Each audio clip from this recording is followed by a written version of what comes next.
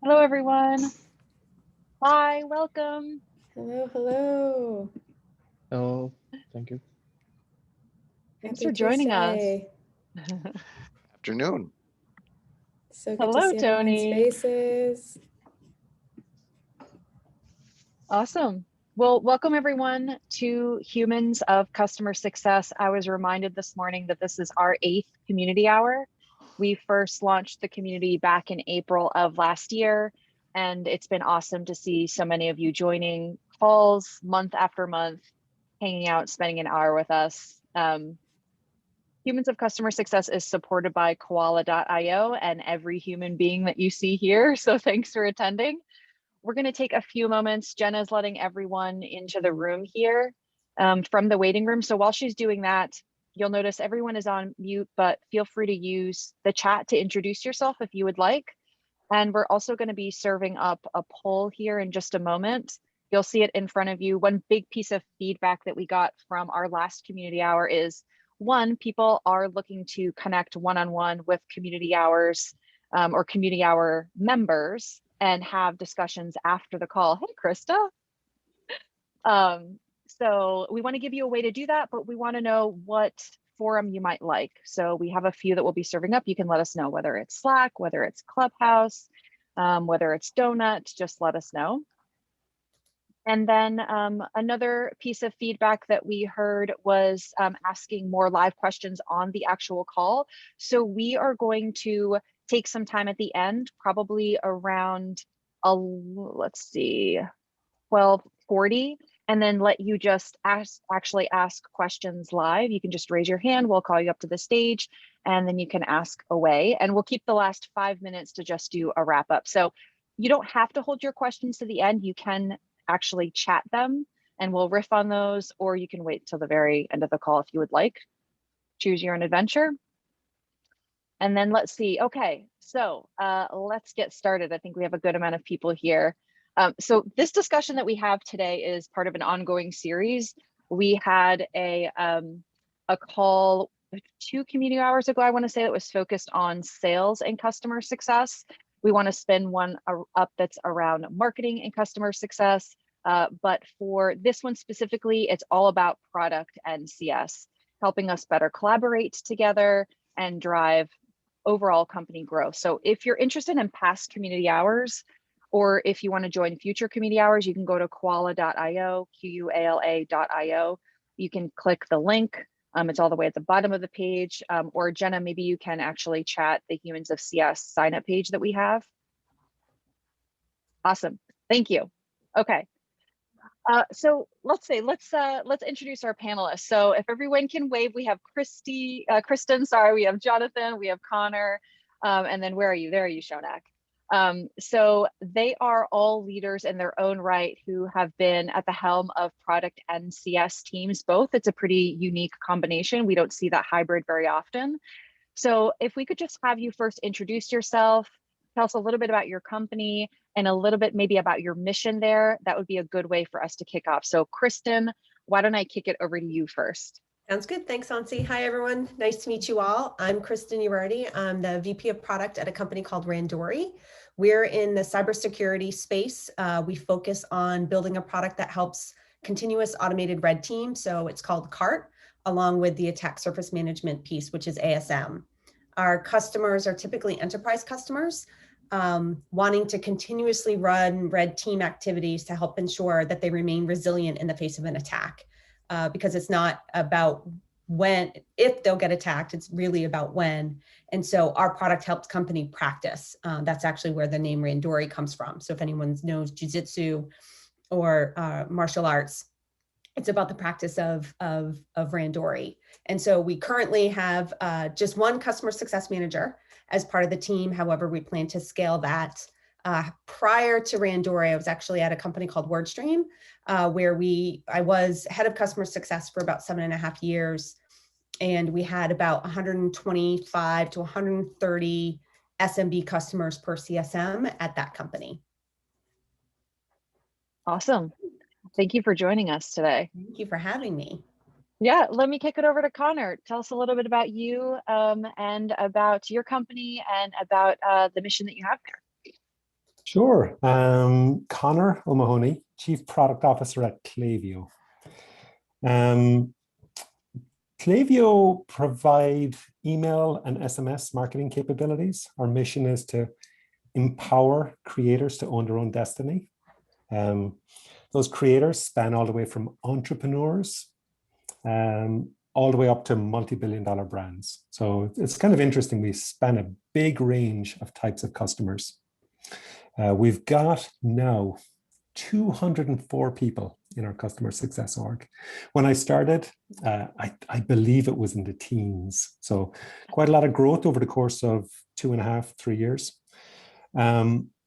We span, like, as I said, very small customers up to very large. The ratio of customers to a customer success manager varies depending on the segment. It goes on the highest side, 1 customer success manager to 20 accounts, down to about 1 customer success manager to 80 accounts on the lower end. And then we've got a huge pool that we manage through a growth team that operate at scale.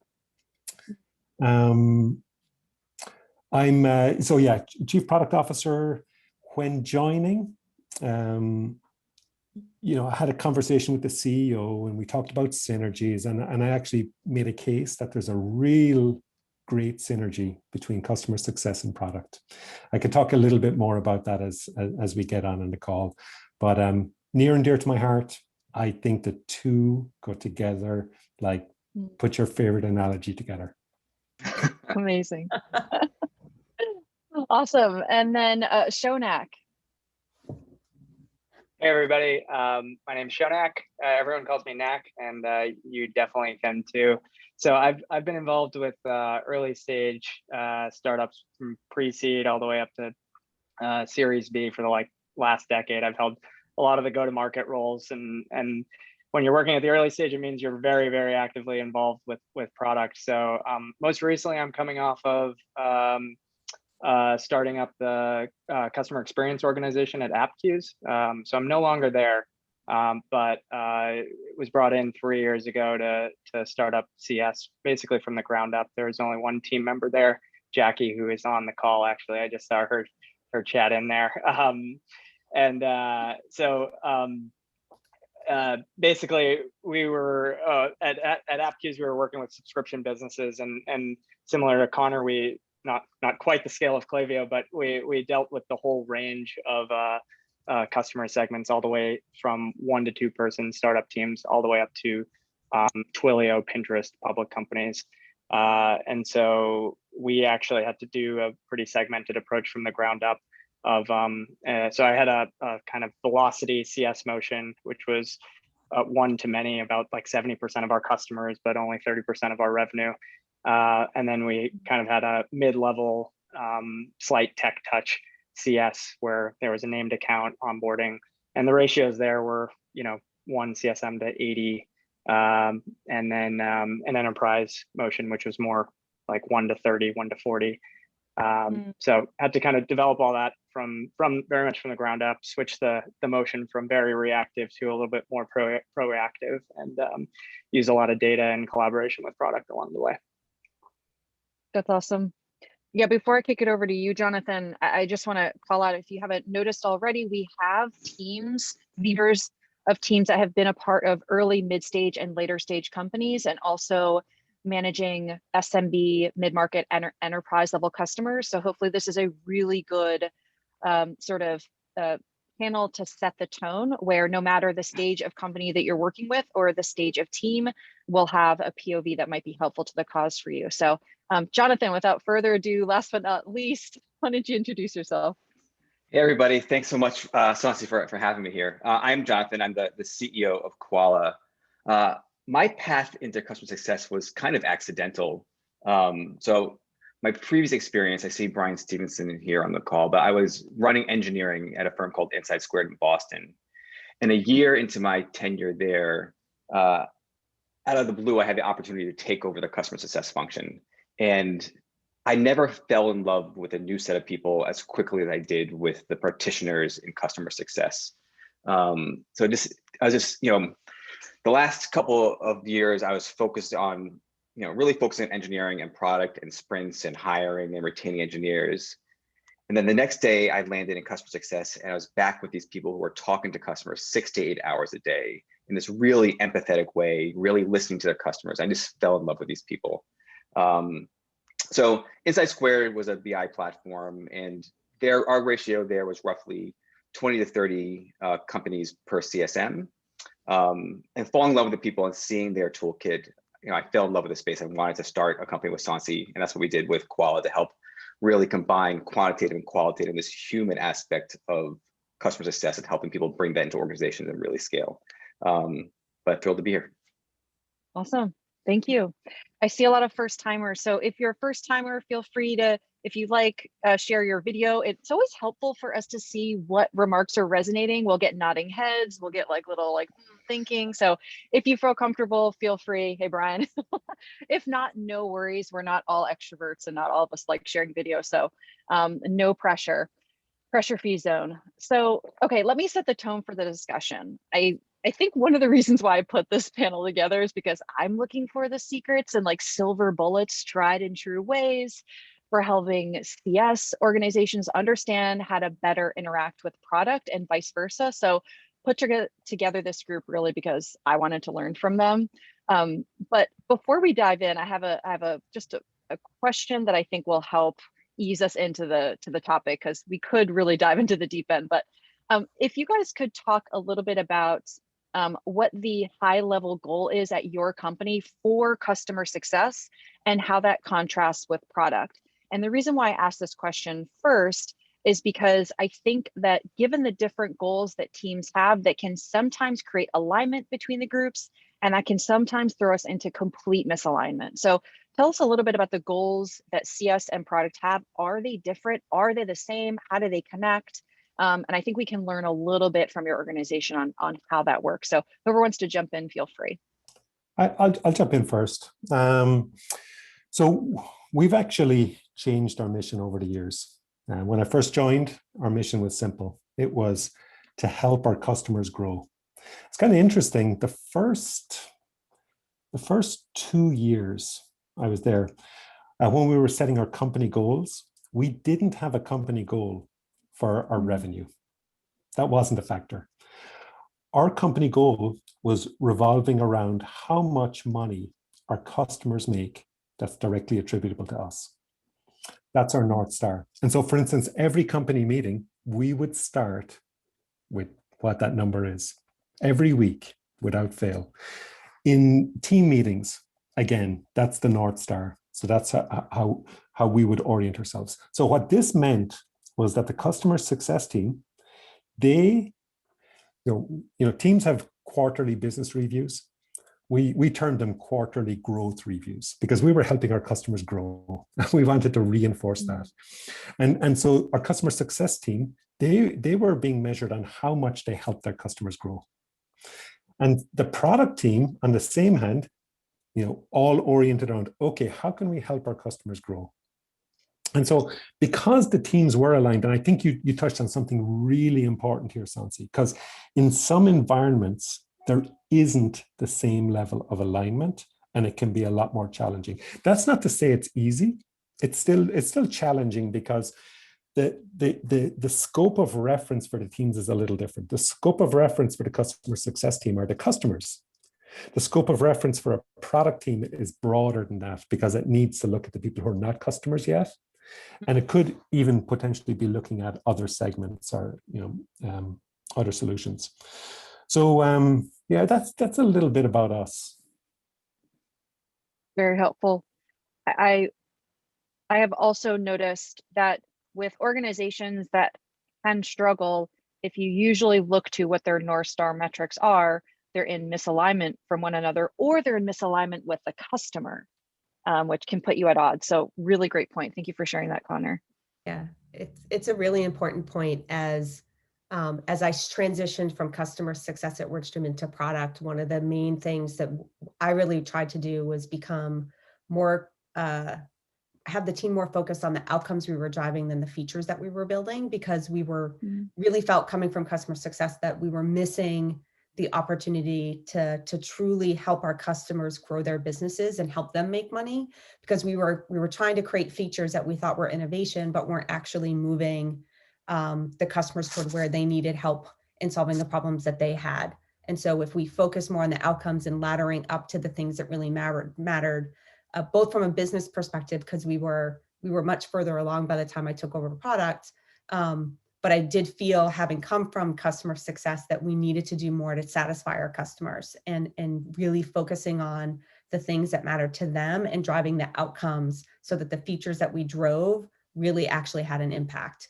And so I fully agree, whatever your North Star is, finding what that is to help make your customers successful will really end up building the best company, because really it's the customers. If they can be at the center of everything that you do, your company will outperform any other company out there in your space.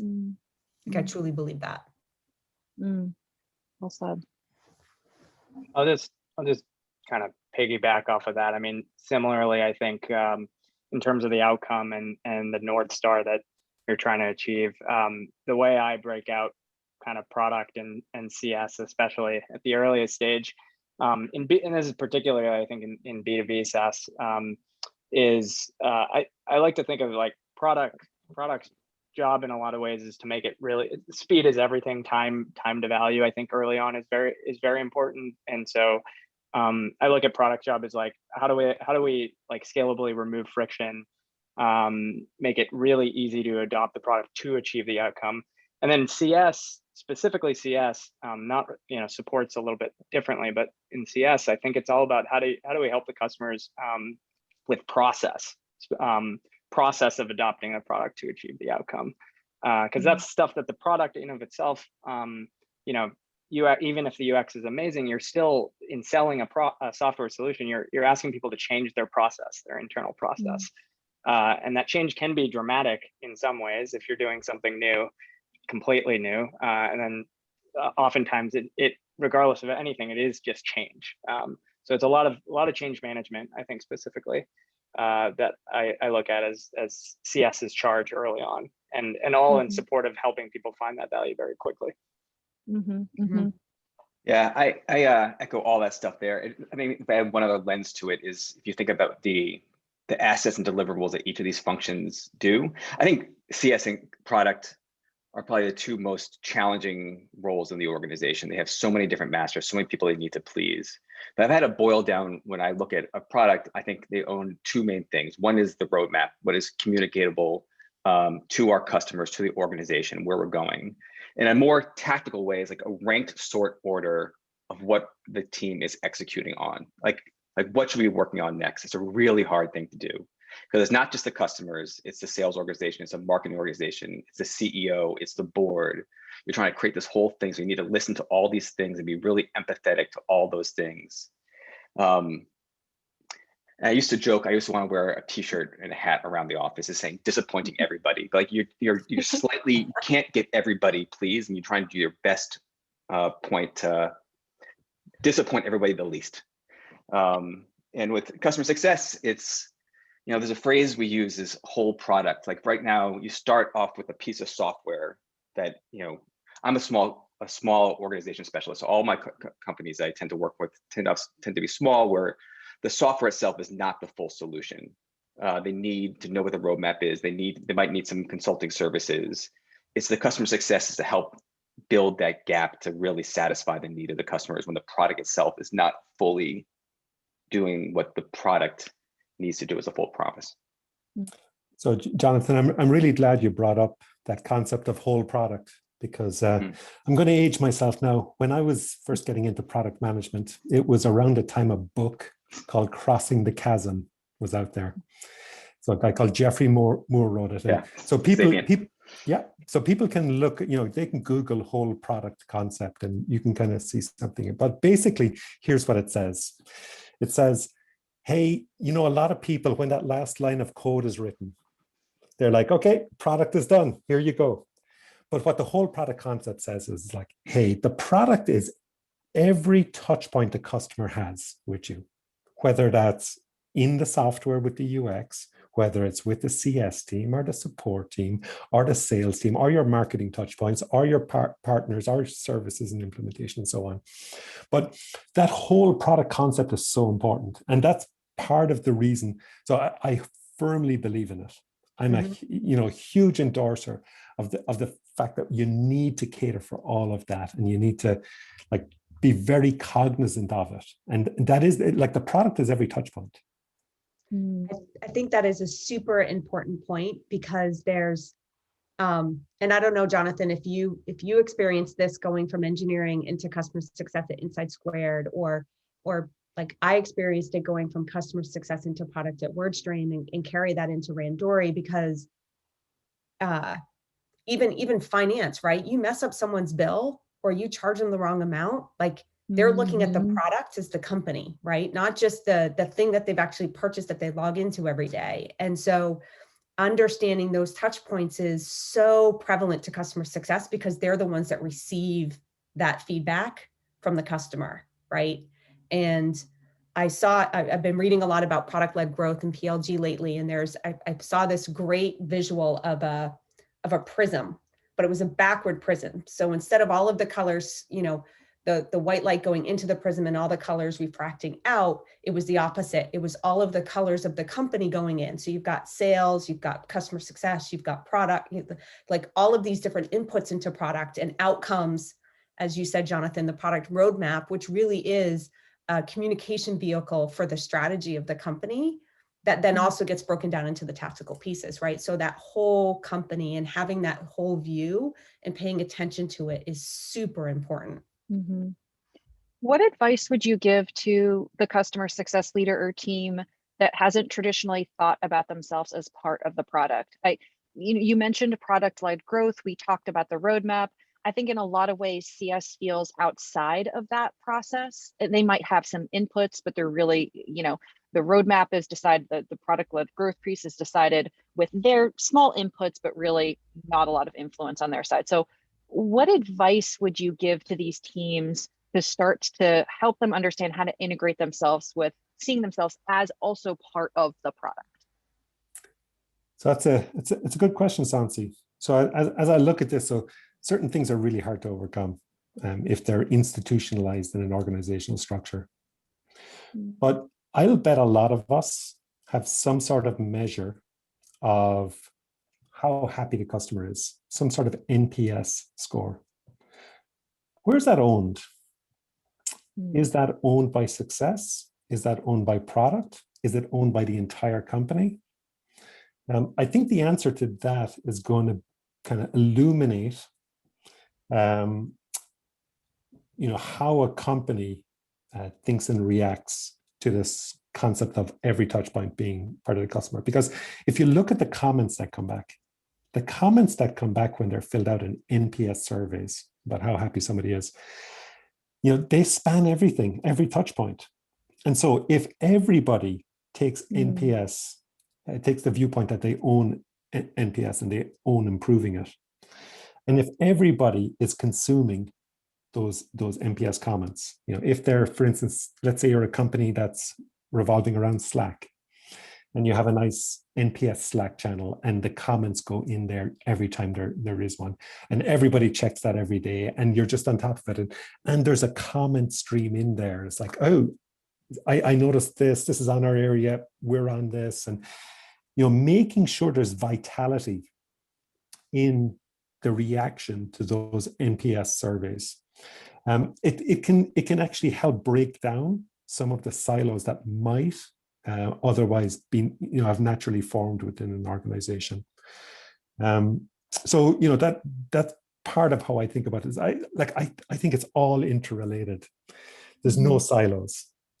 It's such a complex web, and everybody's got to be across the functions in the same boat rowing together in order to make it all work. I'll just follow up exactly on what Conor said. I think a big part of that is the idea of everyone taking ownership over building the bridges, especially early on in which is kind of the world that I've lived in. And so the example of pushing NPS into Slack, right? Like in order to make something everyone's problem, it has to be visible to everyone as well. And so, and working within the system that everyone is kind of working in. And so that's a great example of something that does actually change the dynamic, and it actually starts the discussion across department, which is the first step. And even just questioning about like why something's happening or what that feedback means. That's kind of how you bridge the silos. So I think that's a great example. And then over time, as things evolve, I think it's just CS, especially something that I tried to be very proactive about at Appcues was when I first joined, there wasn't really, there was a lot of anecdotal feedback just being collected one-off, and I tried to centralize it and then distribute it also very actively and very proactively, which is kind of step one. It wasn't in a system or anything, it was in spreadsheets, and then eventually you bring it out into systems and into the tools that everyone's working with. But I think creating that observability across the entire team is very important. Shonak, one of the things that I consistently struggle with is if you take a look at the engineers. There's engineers, there's product, there's customer success. I actually think a lot of the DNA of these people are quite different. I find engineers and product to be very sensitive, reactionary folks, where they, when they produce software, they're initially insecure about it. Every bug request, every bug announced is a little dagger to their heart. It kind of, slows them down, might distract them. And customer success folks are really good at interfacing with customers and hearing and listening and capturing stuff. If there is that constant flow of bugs, stuff, it actually could potentially become debilitating to an engineering organization to push the product forward. I always think of these things in engineering, electrical engineering perspectives, that these people in between are like resistors, able to capture these things and give this stuff in an effective way for this other organization to take it and do productive work. So these are other roles that people kind of fall in this organization, but I think we'll get this later on. I think it's super important for the customer success people to be fully empathetic to the engineers in the product organization and vice versa.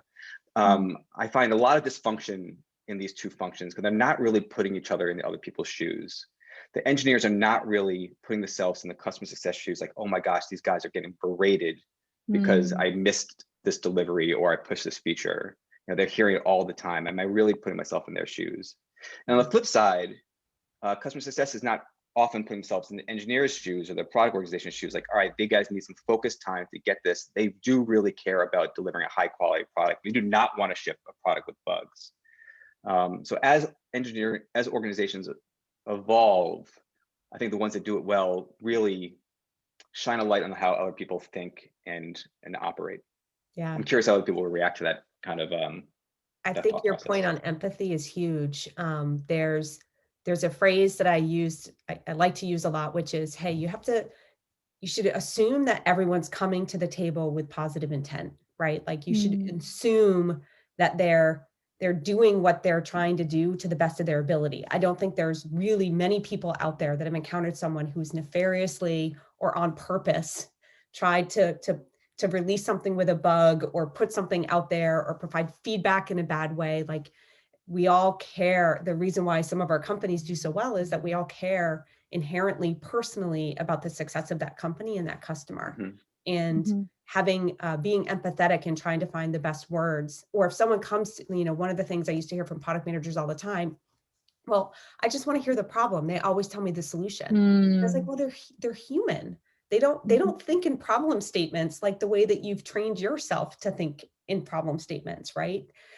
We all inherently want to solve something. So how do you peel the onion? How do you ask all of those different questions to actually get at what were they trying to do that made you come up with that solution? What was the problem? And you can get to the crux of the problem. So it is a lot of communication and making sure that everybody assumes positive intent and has empathy for each other when they are sharing those communications and those feedback cycles, which is super important because it does create animosity. And if you start to see some of those like ripples underneath the waves or the surface, trying to understand and correct those quickly really does allow that collaboration to happen in a great way. How do you, this is such a good topic, how do you empower the teams? Because obviously as leaders, you know that you want to build empathy, you want to pick up communication, you're noticing if there may be some of those daggers, as Brian and Jonathan were mentioning, are sort of like, you want to notice that they're happening and sort of understand how to pair back and build a positive relationship between the two entities. When that starts to happen, I think all of us can sense when that begins, right? We know like, oof, that meeting didn't feel great, or that interaction, like that was a little testy. Any tried and true tactics you employ or things that you communicate to the team that help facilitates or rebuilds that bond when you start to see that it's getting some tears or rips in it?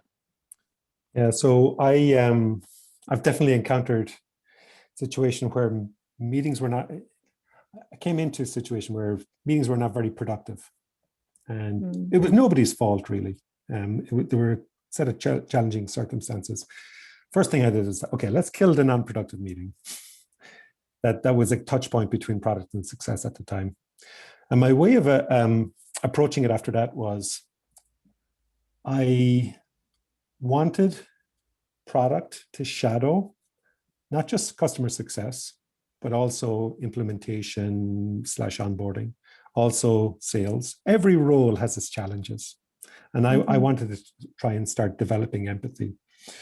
But it's more than that. We also very proactively helped out with support. And so that was great as well across the board. Again, developing not only empathy for one another's roles, but also a better understanding of what the customer is experiencing. So the shadowing is good. But then building on that, the thing that a customer success manager does, if you have a keen eye, a lot of those can be productized. Because a lot of times the customer success manager is helping the customer get the most out of the product. And there, if you can have folks that are not just shadowing to learn, but are actually shadowing to help, that in turn helps the customer. It helps the customer success manager because it actually makes their job easier, and it frees them up for higher level, more strategic engagement with the customer as well. And so, this isn't a case of just flipping a switch and like everything magically being great, but it's a case of, planting seeds here and there and nurturing them to try and help at an organizational level, breed those healthy interactions over time. Great thoughts. I see a question from Evan. Hey, Evan. And I do want to address it because I think it's a good one. He's asking about how product and CS can work together to maintain reality when major customer guarantees like features or products are part of the signature on new business. So I think that's a specific question, right? You've signed a new customer, you've made some promises. How are those promises actually fulfilled and met in a way that, helps, again, keep the bond close between CS and product and doesn't put them at odds? I think this doesn't just pertain to new customers, right? We're constantly getting feature requests from our customers who we love and who are amazing, and who, if we had the ability, we would wave a magic wand and give them everything they needed. So what is your advice on helping the two teams work together in order to meet expectations, even when they are misaligned? Yeah, I mean, at the end of the day, the key is communication. I definitely not saying that we are perfect at this at Klaviyo. We're just constantly striving to get better. But and part of that are some of the systems we're putting in place now to ensure there's communication. So for instance, product or R&D in general is never going to be able to do everything that customer success advocates for. It's just, the list is going to be too big. What the product team needs to do is it needs to clearly articulate what will be done and what will not be done. For what will be done, it needs to be really clear with expectations of when. And for what will not be done, it needs to be really clear about why. Now, what we're trying to do over time is we're actually trying to get ahead of this. And how we're trying to get ahead of this is by having each product area establish their vision, their mission, and their strategy. And so if each product area is successful in communicating that to everybody who touches customers, the people who touch customers are going to know where that product area is going. And so they're going to be able to head off some of this at the pass, and they're just going to know that, yep, that's on the roadmap, or no, that's actually, not where we're going strategically. And so we're still in the midst of trying to put all of that together, but we're trying to be more proactive in helping those interactions be better. Now, with the question that Evan asks in particular, I was talking a bit more in the general just a moment ago. This in particular, there's got to be visibility. So there's got to be somewhere where it's really visible to all the key stakeholders internally that these commitments have been made. And then there's just got to be a good job around communication. But that visibility internally is super important, because if that's just a few people aware of it and it's kind of hidden in documents, it's not going to be good. But if it's in, I don't know what the operational cadence is, but if it's in like some sort of weekly review of the operations of the business and what the status is of filling, a particular commitment, then that's super important. Yeah, Conor, the one other thing I would add, which you actually said, that you spoke very eloquently on, that is the organization also needs to know the most efficient way to put input into the product prioritization road mapping process. How often is a roadmap reviewed? What are the listening posters within the organization? And have that consistency as well is another thing that I'd like to see as organizations evolve and mature. Yeah, because I take a little bit of what Evan asked is, is it sales making the promises to customers, and then CS and product have to sort of play catch up? And it really is around making sure that the entire company has input into the process of product. And then to Conor's point, that the communication of the outputs of that are exactly what he already said. And so go back to the prism, like what are the key pieces that you're bringing in, and how are you making sure that you're balancing what you're doing between research and innovation, what the market is telling you, how sales needs to hit their numbers, and how we keep customers happy. It really is a balancing act. And if you've got all the ingredients right, you make a beautiful, again, whatever analogy you want, a cake or a dinner, but it's really making sure that all the ingredients are in and that you're communicating out correctly. Nak, do you have any thoughts and ideas on this, sort of building a team that was high scale? Obviously, you're having a lot of different inputs from a lot of different users who are requesting new features. Maybe your CSMs don't have a close relationship with the SMB customers. They're just getting those one-off asks maybe through their, through your support queue. But any additional clarity around high scale teams and how that might manage this specific process of misaligned expectations? Yeah, I think specifically with high scale, when I think of high scale, I think I definitely, my head goes more towards like hundreds of customers, and you really need to surface that the customer challenges that they're having out of data, usage data, support data, things like that. And then on the in terms of on the CS front, like with the CSM, when I think of like what, actually, Sansi, can you just repeat your question? Sorry, I lost track a little bit. Yeah. Reading the chat, sometimes it gets distracting. Yeah. No, so when you're dealing with high scale teams and you have customers that are going or coming on board that might have misaligned expectations on what your product should do for them and the value it should be providing, do you address those problems in different ways than you might address them with like a enterprise level relationship? And maybe the answer is no, and that's okay too. Oh, got it. Yeah. So I think the key is knowing the limitations of the product.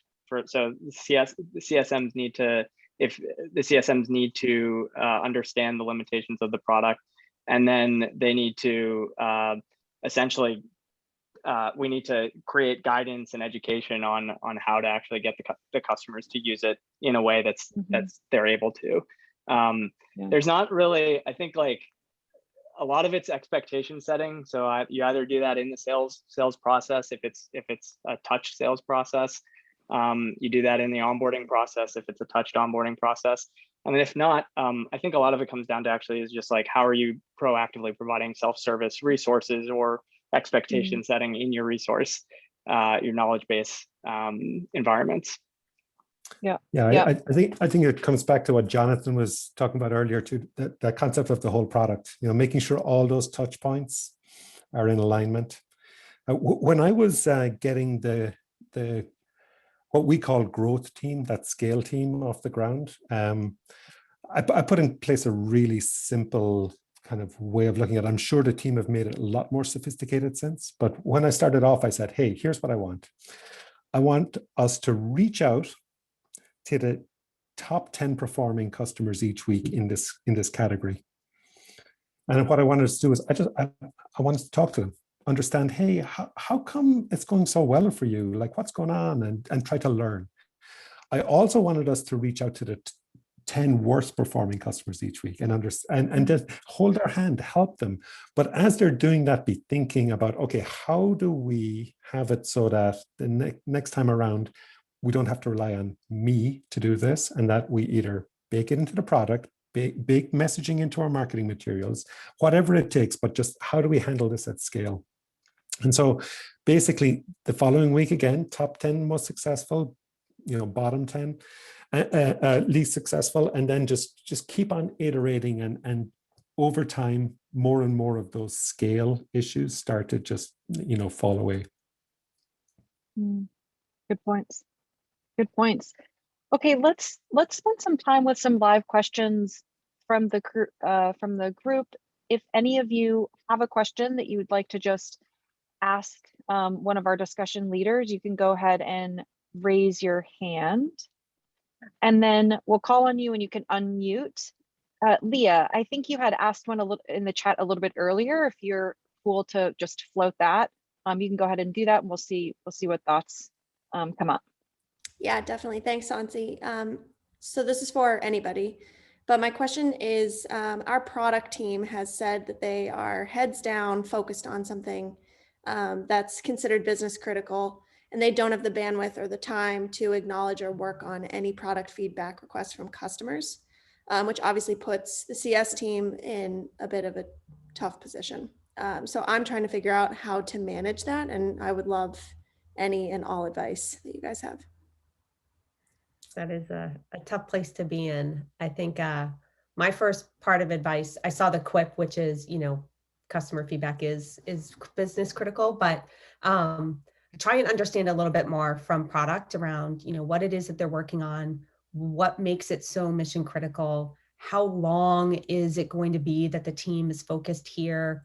Is there any, and then try and sort of ask clarifying questions or try and find an alternative.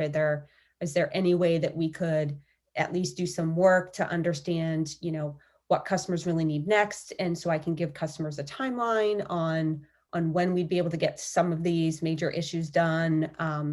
It really does come down to communication, but sometimes you have to draw that out of others. So doing it with empathy and trying to understand the bounds of what it is that they're telling you they have to do, and where the opportunity would be to either piggyback or, quickly follow what they're doing, or find if there's a way you could peel off some work in order to keep some things going. Back at WordStream, way back in the day, we had a hard time doing any bugs for customers. And so what we ended up doing is saying, hey, if you're doing, 2-week sprints, can we reserve that, 20% of the tickets in that sprint need to be customer focused issues. So you still get stuff done on the roadmap that you need, but we can at least start to handle some of these really important or high priority bugs. And that seemed to work better than what we were doing before. So try and get creative around the asks and how you may actually be able to do both, or at least have something to tell customers. I have 3 things. really tough problem. And there's probably some organizational design stuff that you probably don't have time to get into, but I'm curious what the shape of your company, support from your executive team is something to look into. A couple of jujitsu tricks for you, if you want to get help on this, is get somebody from the product engineering to actually get on a call with a customer and actually feel the pain with you. Like there's nothing like, whatever it is, the way humans are built, them hearing it from you versus them hearing directly from the customer is 100% different things. And I guarantee if this person is showing up on a call with the customer next week, it'll be fixed by that time. Sonci has used that in great effect with us in this organization.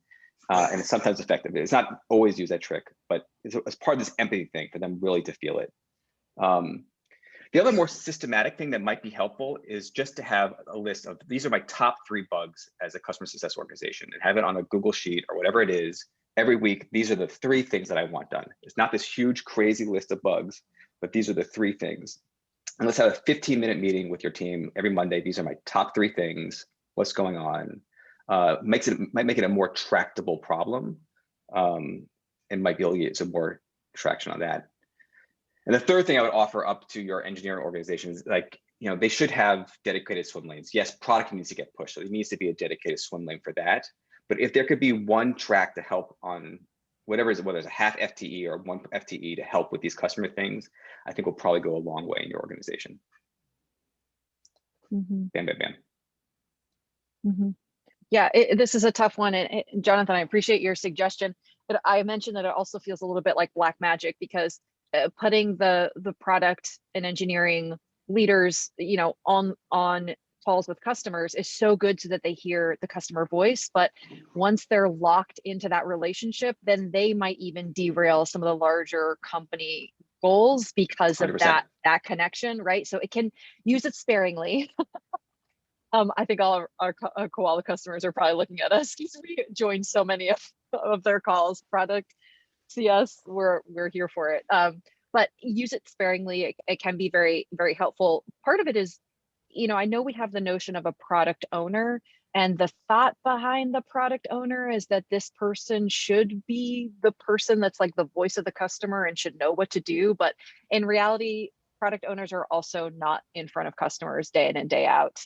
So that's why, it is not, I don't think, any one person or one function's job to be the voice of the customer. It is everyone's job, because we are all having different interactions and have different POVs on what we should be executing on in order to drive satisfaction and value and growth. So yeah, I appreciate all that. Let's jump to Lorna. Yes, you had a question somewhere in the chat. If you want to unmute yourself, go ahead and ask. Hi, yeah. So we're in I think it's a fortunate position where our customer success team and our product team are very new to our organization. So we're really kind of forming how that should look and shaping it. So I just wondered from the panel what your kind of top tips would be in that position in kind of making the right tracks to move forward. Kristen's doing it right now, right? Trying. Yeah, I think I feel like I've talked a lot, so I was going to let someone else go for a little bit. But since I was teed up, I think I wish Conor would talk about it a little bit more, but I think he takes a really interesting approach where every single person on his product team, and I think in the company, correct me if I'm wrong, actually has to spend time on customer support calls and handling customers in the beginning. It's like the first job that they do. It's the only job that they do so that they can understand the customer.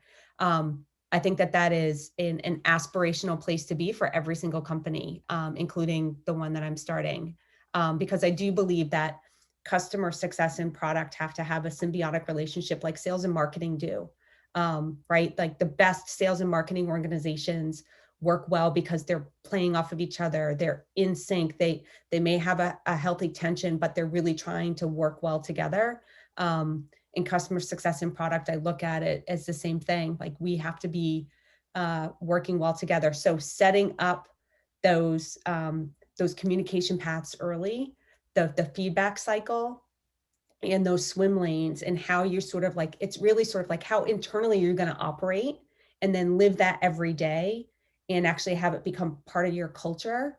If you're starting out and you have the ability to do that, absolutely do it. I think one of the things, if I look back at WordStream, which I wish we did better, was not create, we functioned highly effectively in our silos, but we were in silos, and it made it really hard as we grew to actually have those better communication paths and influence the roadmap in a way that I think could have done WordStream even more better than we did before, right? The way we ended up doing, and doing that early and implementing some of the things we've talked about here is key. Yeah, so product team and success team, they should be best buddies. The product team needs to talk to customers. Well, the best proxy, you still need to talk to customers, but the best proxy at the beginning when you're trying to figure stuff out, success team, they know the customers so well. So product person, hey, bounce ideas off, talk, shake things out, figure it out. Then as you get further along, hey, product team comes around, hey, this is how it's shaping up, feedback for me. Because again, you know the customer best. So that level of engagement, the more it can be facilitated, it's just going to have such a great beneficial relationship for your company. So trying to nurture that, trying to make sure that there's those strong levels of engagement and interaction, it's just going to result in a more customer first solution. So similarly, so while the customer success manager has something that's incredibly valuable to the product manager, that touch point, the product manager also has something that's incredibly valuable to the customer success manager, which is, the ability to inform them on where the product is going, so that they're super informed when they're talking to customers. And so the more you can facilitate those interactions, the better it's going to be all around. It just, both sides are going to benefit. Only thing I'll add to that is I actually my role before Appcues was I was in sales, and so I actually for early stage teams I put on my hat of almost being a BDR for the product team in setting up conversation, keeping them close to the customer. And so I often would tell this to my CS team of our job is to kind of get at bats for the product team. Love that. For interactions that are not every customer interaction, but that are relevant to what is on the roadmap. So to both Conor and Kristen's point of just making sure that communication is there and the CS team knows what's coming up on the roadmap. Then we're able to line up the right conversations at the right time for the product team to then take the input and then come back to CS and even kind of user interview CS on maybe an idea or solution that we're having. But I very much, we actually set targets in our OKRs for beta program. CS would run the recruiting of the beta program with our customers because we knew kind of who was interested in what ahead of time. And then product would kind of get people into the beta program and things like that. So there's ways to kind of create alignment in that way as well. Yeah, one thing I just want to bring up quickly at WordStream, for years we had cross-functional meetings that product was running that would bring a equal number of representatives from sales and customer success into a meeting. We ended up revamping them over the year to have them be really, it was more for products to share with those groups what they were working on and to almost sort of tell them what they were working on, but we revamped them to have them actually be, hey, we're going into planning for next quarter. What are the things that you think we should be focused on? And then once we've defined what that roadmap looks like, actually leverage that group in early design and ideation of that thing that we were building, which ended up having a lot more impact and making customer success also feel like what we were delivering was going to deliver for the customer. So that's another thing that I think is a good tool in the toolbox to use if you can run them the right way. I want to call out something that Brian called out in chat, which is whether you use Gong or Chorus, sending little segments of calls to the product team as appropriate. incredibly effective. You know, it's easier than ever to share. You know, some like, so for instance, we use something called Product Board to organize our roadmaps as a way to send customer feedback back to our product team, and that actually, you know, you can actually share directly from Gong into our chorus into Product Board. Super effective because, again, they're hearing the customer voice, and people, you know, they see it's a recording and they know it's going to be a screenshot with somebody talking, and for whatever reason they're drawn to it. They feel compelled to just check it out. That's awesome. Good plug. I know we have a few minutes left. Whitney, did you have a question for the group? If you want to go off mute and ask, we'll see if we can get an answer for you before we close out. Yeah, I had a quick question. I am currently kind of going through the process of finding a mentor I'm director of customer experience, but I'm the highest one at my company. And so just having a mentor and things like that. And I think from this discussion, kind of how close we work currently with our product team, does it make sense for me to look for a mentor that does have product experience? Is this something that I should see if they're open to mentoring both me and our product manager so that we can continue that relationship? Or should I have the product manager also look for a mentor and we can kind of collaborate on those ideas? I kind of just want to figure out like which one's the best one, and is too much information bad or good if we do kind of split it up? Good question. I think it's a great question, Whitney. You know, quite a while back, I personally tried to set up my own personal board of directors, these people that I could get advice from. And so when I was doing that, a few things. One, I tried not to have it too formal. I found myself that in my experience, the best mentor relationships are actually kind of informal. And so I would try to seek out the relationships, and if it felt natural, then I would continue. If it didn't felt natural, I'd let that one atrophy. And so, but what I did was I very actively got a range of people who had either experiences that were important to me at that time or for where I wanted to go. And then I actually very actively use that now. I personally grew so much through that because people have experience, they want to share them, they want to help by nature. And so being able to draw on that is incredibly powerful. Now, I am introverted by nature, so this wasn't easy for me. But once you just take the steps, put it in motion, it just kind of like, it plays itself and it'll gain momentum. So even for somebody introverted, you can do it. You just need to take those first steps, and then it'll just take over. That's awesome. Thank you for sharing. Thank you everyone for joining our 8th community hour. We are going to send a summary after, we'll send the recording after, we'll have a transcript. Thank you so much to our discussion leaders. If you have more questions, feel free to send them our way. We're also looking at opening up a new channel for post community hour discussion. Thank you for taking the poll. We'll take a look at the results and then spin that up. And hopefully you guys have an amazing rest of your Tuesday, amazing week. Thank you, Kristen. Thank you, Conor, Shonak, Jonathan. You guys are amazing. Appreciated sharing with us today. Thank you for having me. Good to see everybody. Thank you, everybody. Thank you.